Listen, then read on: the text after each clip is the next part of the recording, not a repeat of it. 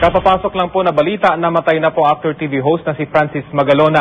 Inanunsyo po ito sa noontime show na Eat Bulaga sa GMA7. Panoorin po natin ang anunsyo sa Eat Bulaga.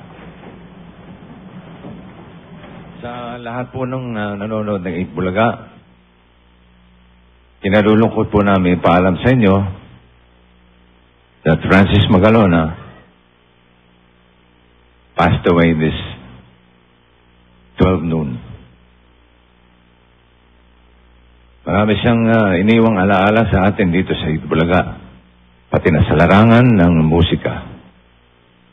We will surely miss him, pati na ang buong industriya. We request everyone to pause for a moment of prayers for the eternal repose of the soul of Francis. Our condolences to Pia and the family. Kiko, we love you.